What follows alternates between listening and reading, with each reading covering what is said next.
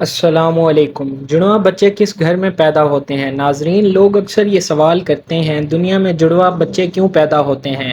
یعنی کہ کسی عورت کے ہاں جڑواں بچے پیدا ہوں تو اس کی کیا وجہ ہوتی ہے؟ کچھ لوگ کہتے ہیں کہ اگر عورت طاقتور اور مضبوط ہو تو ایسی عورت کے ہاں جڑواں بچے پیدا ہوتے ہیں۔ وہیں پر کچھ لوگ کہتے ہیں کہ اگر مرد مضبوط اور طاقتور ہو تو اس مرد کے گھر پر جڑواں بچے پیدا ہوتے ہیں۔ آج کی اس ویڈیو میں ہم آپ کو حضرت علی رضی اللہ تعالی عنہ کے حوالے سے اسی بات کے بارے میں بتانے والے ہیں کسی عورت کے ہاں جڑواں بچے کب اور کیوں پیدا ہوتے ہیں، اور اس کے ساتھ ساتھ کچھ سائنسی وجوہات سے بھی یہ جانیں گے کہ کسی عورت کے ہاں جڑواں بچے کیوں پیدا ہوتے ہیں۔ ناظرین، اولاد اللہ تعالیٰ کی بے شمار نعمتوں میں سے ایک عظیم نعمت ہے، اور اگر کسی کے گھر جڑواں بچوں کی پیدائش ہو جائے تو اس انسان کی خوشی دگنی چگنی ہو جاتی ہے۔ اکثر شادی شدہ مرد عورت جڑواں بچے کی پیدائش کی خواہش مند ہوتے ہیں۔ جڑواں بچوں کی پیدائش کو لے کر ہمارے معاشرے میں نہ جانے کتنی باتیں بنی ہوئی ہیں۔ کوئی کہتا ہے کہ اگر عورت طاقتور اور مضبوط ہو تو جڑواں بچے پیدا کرتی ہے، وہیں پر کوئی کہتا ہے کہ اگر مرد بیوی سے بار بار یعنی حد سے زیادہ ہم بستری کی جائے تو پھر بھی جڑواں بچے پیدا ہوتے ہیں۔ آئیے اب آپ کو حضرت علی رضی اللہ تعالی عنہ کے حوالے سے بتاتے ہیں کہ جڑواں بچے آخر کیوں پیدا ہوتے ہیں۔ ناظرین، عرب میں ایک شخص بیٹیوں سے سخت نفرت کرتا تھا۔ بیٹیوں کی پیدائش کو وہ اپنی مردانگی پر داغ اور اپنے خاندان کے لیے ذلت و شرمندگی کا باعث سمجھتا تھا۔ اس کے ہاں جب بھی بیٹی کی پیدائش ہوتی تو وہ اس ذلت اور شرمندگی سے بچنے کے لیے بیٹی کے پیدا ہوتے ہی رات کی تاریکی میں اسے زندہ درگور کر دیتا۔ ایک بار اللہ تعالیٰ نے اس کو دو بیٹیوں کے ساتھ نوازا۔ جڑواں بیٹیوں کی پیدائش پر اسے بہت دکھ ہوا۔ غصے کی حالت میں دونوں بیٹیوں کو اٹھا کر قبرستان کا رخ کیا۔ حضرت علی رضی اللہ تعالی عنہ کو جیسے ہی اس بات کا علم ہوا، آپ نے قبرستان کا رخ کیا اور اس شخص کے پاس پہنچے اور فرمایا، اے بدبخت انسان، کیا تجھے رسول خدا کا یہ فرمان معلوم نہیں کہ بیٹیاں اللہ کی رحمت ہوتی ہیں؟ تمہارے گھر اللہ کی دو رحمتیں نازل ہوئی ہیں۔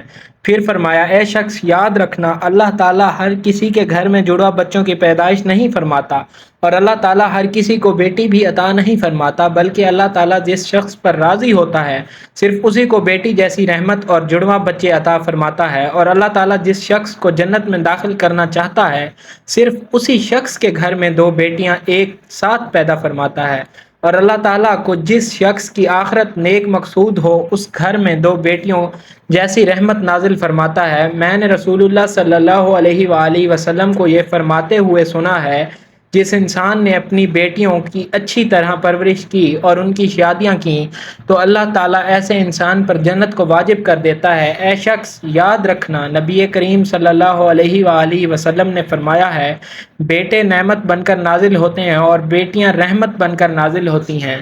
آپ رضی اللہ تعالی عنہ کی باتیں سن کر اس ظالم کو رحم آ گیا اور وہ فوراً آپ کے قدموں میں گرا اور زار و قطار رونے لگا اور عرض کیا، یا علی، مجھے معاف کر دیں اور اللہ تعالیٰ سے میرے ان گناہوں کی بخشش کی دعا کریں۔ آپ رضی اللہ تعالی عنہ نے فرمایا، جاؤ اور ان بچیوں کو ان کی ماں کے حوالے کرو اور پھر میرے پاس مسجد میں آ جاؤ۔ یہ کہہ کر آپ رضی اللہ تعالی عنہ مسجد کی جانب چل دیے۔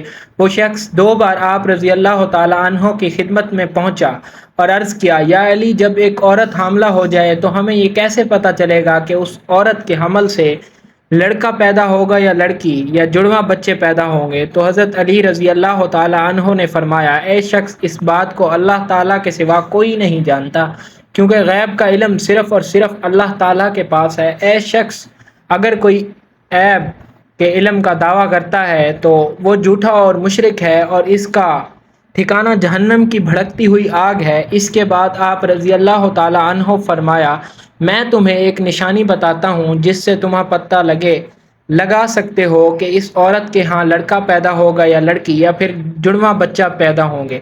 اے شخص، یاد رکھنا جب کوئی مرد اپنی عورت کے قریب جائے اور اس ہم بستری کرنے لگے تو وہ دیکھ لے، اگر مرد کی منی عورت کی منی پر غالب آ جائے تو سمجھ لینا کہ عورت کے اس حمل سے لڑکا پیدا ہوگا، اور اگر عورت کی منی مرد کی منی پر غالب آ جائے تو لڑکی پیدا ہوگی، اور اگر مرد اور عورت دونوں کی منی ایک دوسرے کے سامنے آ جائے تو جڑواں بچے پیدا ہوں گے۔ اے شخص، اللہ تعالیٰ نے اس پوری کائنات کے اندر اسی 1000 مخلوق کو پیدا فرمایا ہے۔ اس میں سے 20,000 مخلوقات صرف وہ ہیں جو صرف پانی میں رہتی ہیں، یعنی دریاؤں اور سمندروں میں۔ اے شخص، یاد رکھنا، اللہ تعالیٰ نے تمام مخلوقات کو جوڑوں کی شکل میں پیدا کیا ہے، یعنی نر اور مادہ کو پیدا فرمایا ہے، اور دونوں جوڑوں میں اولاد کی محبت ڈال دی ہے تاکہ قیامت تک ان کی نسل باقی رہے۔ اور دوسری، اسی 1000 مخلوقات میں سے ایک مخلوق اللہ تعالیٰ نے ایسی بنائی ہے جو اس زمین پر رہتی ہے، جو کہ انسان ہے، اور اللہ تعالیٰ نے انسانوں کے اندر بھی نر اور مادہ کو پیدا فرمایا ہے۔ ناظرین، اس پوری کائنات میں صرف اور صرف اللہ تعالیٰ کی ذات ہے، جس کا نہ تو کوئی باپ ہے اور نہ ہی جس کی کوئی اولاد ہے، اور اس کا کوئی ہمسر نہیں۔ کائنات کی تمام مخلوقات کا صرف وہی خالق اور رازق ہے۔ اللہ تعالیٰ فرماتا ہے، غیب کا علم صرف میرے پاس ہے، یہ میں ہی جانتا ہوں کہ عورت کا پیٹ میں ہونے والا بچہ لڑکا ہے یا لڑکی۔ میں جسے چاہوں بیٹا عطا کرتا ہوں اور جسے چاہوں بیٹی عطا کرتا ہوں، اور جسے چاہوں جڑواں بچے عطا کرتا ہوں، اور جس کو چاہوں اولاد جیسی نعمت سے محروم رکھتا ہوں، یعنی کہ بانجھ بنا دیتا ہوں۔ مسجد میں موجود تمام لوگ یہ منظر دیکھ رہے تھے کہ اتنے میں ایک شخص کھڑا ہوا اور عرض کیا، یا امیر المومنین، میرا بچہ اکثر بیمار رہتا ہے اور ہر وقت روتا رہتا ہے۔ بہت علاج کروایا مگر کوئی فائدہ نہیں ہوا، آپ ہی مجھے بتائیں کہ میں آخر کیا کروں؟ تو حضرت علی رضی اللہ تعالی عنہ نے فرمایا، اے شخص، تم اپنی بیوی سے کہو ہر روز اس کے ماتھے پر ہاتھ رکھ کر ایک بار سورہ فاتحہ دم کرے، کیونکہ میں نے رسول خدا صلی اللہ علیہ وآلہ وسلم سے سنا ہے کہ سورہ فاتحہ میں ہر بیماری کا علاج ہے۔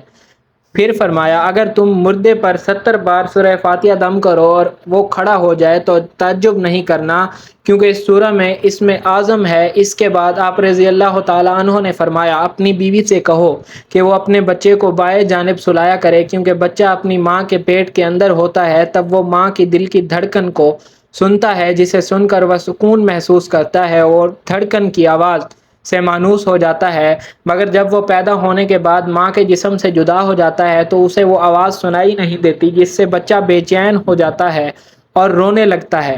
اسی لیے اگر عورت بچے کو بائیں جانب سلائے گی تو وہ ماں کے دل کے قریب رہے گا اور دل کی دھڑکن کو محسوس کرتا رہے گا اور سکون سے رہے گا۔